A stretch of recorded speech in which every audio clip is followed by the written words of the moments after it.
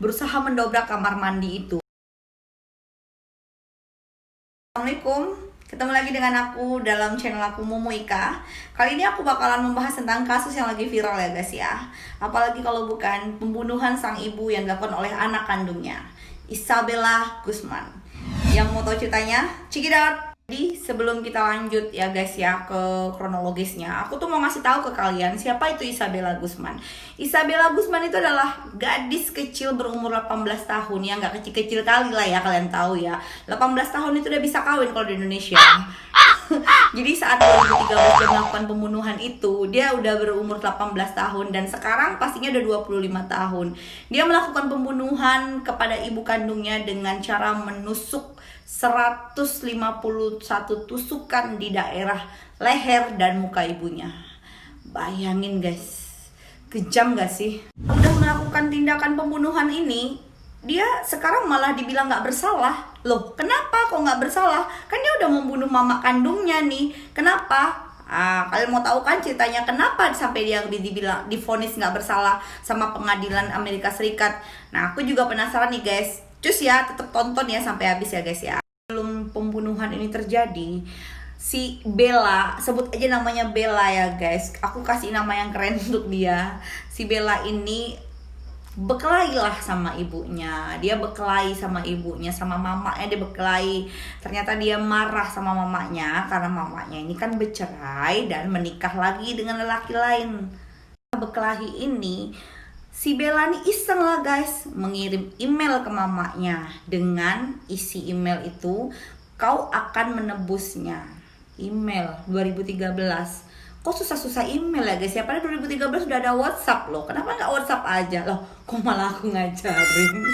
Mendapat email ini, ternyata mama ini tahu guys. Ternyata ini dari email dari si Bella. Nah, menelpon polisi lah si mama ini, bilang mengatakan kalau aku dapat ancaman dari anak aku dan datanglah ke rumah polisi. Dia maksudnya mengundang polisi itu ke rumah.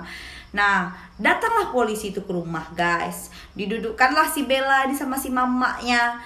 Ternyata polisinya ini maksud aku berkesimpulan ini masalah keluarga, ini masalah anak sama mama, bisa diselesaikan berdua aja, nggak perlu dengan mereka. Jadi ngomonglah polisinya ini ke mamanya si Bella, udahlah bu, selesaikan aja lah berdua sama anaknya, mungkin ini masalah keluarga. Jadi betul juga ya guys, menurut aku pastilah kalau kita juga menghadapi dalam posisi masalah seperti itu, maksudnya kita orang lain, kita lihat anggota keluarga marahan, pasti kita mikirnya itu adalah masalah keluarga ya guys ya. Nggak salah juga sih polisinya kalau menurut aku ya. Seperginya polisi, ternyata antara Bella sama mamanya ini nggak ada ngomong-ngomong baik-baik guys. Jadi si Bella ini main langsung aja cus dia ke kamarnya, dia mengurung diri dan mamanya ya pergi aja, pergi bekerja karena memang dia akan pergi bekerja dalam saat itu ya guys ya. Dan sekitar jam setengah 10 malam waktu Amerika Serikat sana, mamanya pulang kerja capek mau mandi, naiklah mamanya ini ke kamar lantai 2, kamar mandi maksudnya. Jadi mandilah di sana mamanya guys. Mamanya mandi itu ya guys ya. Jadi kan ceritanya si Bella ini tinggal dengan ayah tirinya juga, suami baru mamanya ya. Jadi setelah dia mandi ini ternyata ada suara-suara dentuman gitu, suara besar kuat dentuman, dan sang ayah tiri ini larilah ke atas guys, ke kamar mandi atas ini, mencarilah di mana ada suara dentuman itu, suara ribut-ribut itu. Ternyata dapat sama dia, suaranya itu ada di kamar mandi, dan di dalam kamar mandi itu ada si Bella sama mamanya, dan di situ terdengar juga teriakan minta tolong, menyebut-nyebut ya honey tolong kayak gitu. Berusaha mendobrak kamar mandi itu. Gimana caranya dia mau menolong sang istri. Namun karena kekuatan si Bella dan keganasan si Bella, ternyata pintu kamar mandi itu nggak bisa didobrak, nggak bisa dibuka. Kenapa? Karena memang ditahan sama badan si Bella. Beberapa menit kemudian, maksudnya berapa menit kemudian tuh datanglah polisi guys ke rumahnya. Polisinya datang bersama sang ayah tiri itu ke atas, ke kamar mandi mengecek. Sudah bersimpah darah lah, maksudnya udah banyak darah di lantai, udah banyak luka-luka robek di muka dan leher sang ibu, dan si Bella nggak ditemukan guys. Ternyata dia udah kabur. Nih kabur nih anak nih, nggak tahu kemana. Dan pada jam 22.30 sang ibu dinyatakan meninggal. 11 jam setelah kejadian dan si Isabella Guzman menjadi buronan, akhirnya dia ketangkap guys. Ketangkap dan menyerahkan diri. Maksudnya dia tuh ketangkap dan ditangkap tanpa ada perlawanan.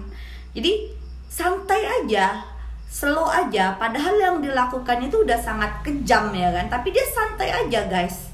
Saat ditangkap dia ya udah ngikut aja ke polisi gitu. Pengadilan di Colorado, Amerika Serikat itu memutuskan bahwa Isabella Guzman tidak bersalah guys. Dia bukannya dikirim ke penjara, tapi dia dikirim ke rumah sakit pemerintah di Pueblo itu untuk diberi terapi atas sakit kejiwaannya. Hanya di rumah sakit Pueblo itu guys, ternyata Isabella didiagnosa paranoia skizofrenia. Sorry aku agak baca guys.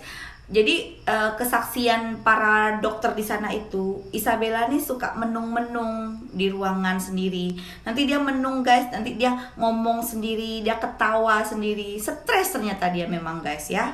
Itulah dia cerita dari Isabella Guzman yang lahir di Colorado, Amerika Serikat 1995 dan terkenal sebagai gadis berhati dingin, dan dia ternyata memang punya gangguan jiwa karena kejadian perceraian antara orang tuanya. Tapi dari sini sih aku mikirnya sebenarnya nggak semua orang broken home bisa jadi seperti ini.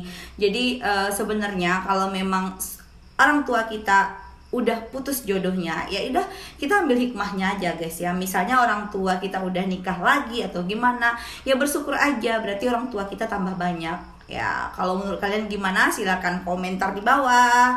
Oke guys, makasih. Ini adalah video pertama aku. Mudah-mudahan aku bisa bikin video selanjutnya. Jangan lupa subscribe dan share, like, komen ya, supaya aku lebih semangat lagi untuk bikin videonya. Dadah!